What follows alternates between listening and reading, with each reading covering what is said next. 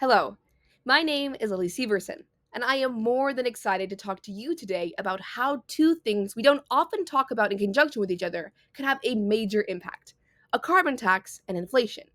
We will look at a case study from Canada that found fossil fuels were the main driver of an inflation and how carbon tax can shift the economy for a more stable and predictable source of energy, therefore lowering inflation and preventing it from occurring in the first place. So, let's dive in.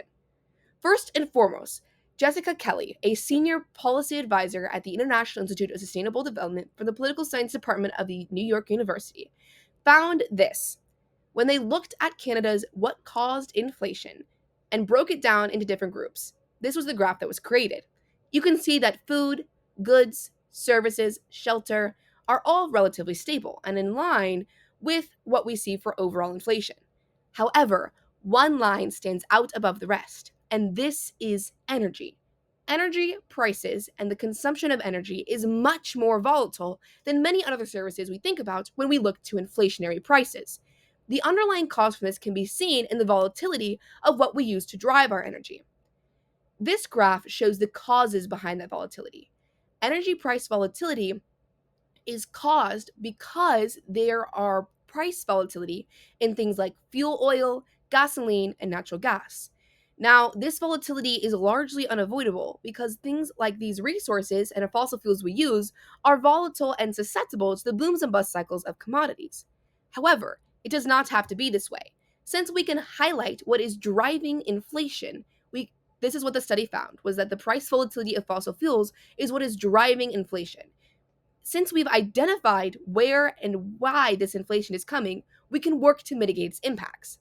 This can be done in a couple of ways. First and foremost, we can shore up our investments in efficient, low cost energy sources. This, in turn, is going to mitigate the effects that volatility in natural resources have. As we continue to see climate change worsen and natural resources come to an end because they are finite, we will see more and more price volatility, contributing to a higher percentage of overall inflation. This can be avoided by transitioning to a more sustainable and consistent source of energy. This comes in the form of renewables. The sun is not going to change. The wind may vary week to week, but is fairly consistent over a season. But how do we shift the entirety of the economy to something as revolutionary as clean energy? Well, a carbon tax provides the best solution.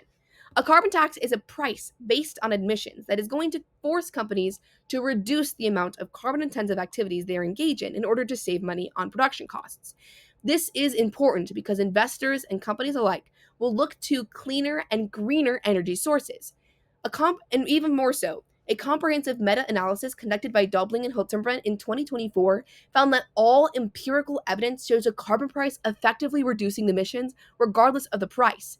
This is exceptionally important because in every single case study and every single research paper done by a carbon tax, it was found that they were extremely efficient and effective in reducing those emissions. Now, the plan provides this certainty in a few ways. It, one, streamlines investments. Investors understand where their money should go and they pour it into clean energy. This in turn leads us to more reliable energy sources that allows us to have less volatility within the price. And two, as an extra benefit, it safeguards access to international markets. This is also key because we can form strong relations with our company around us as we lead in green energy technology. So, how can a carbon tax and inflation work together? Well, they really go hand in hand. Inflation is driven by the volatility of fossil fuels. A carbon tax forces us to move away from those fossil fuels and, in turn, reducing the volatility of those prices and making inflation more predictable and less volatile. Thank you for listening to this short presentation. I hope you enjoyed.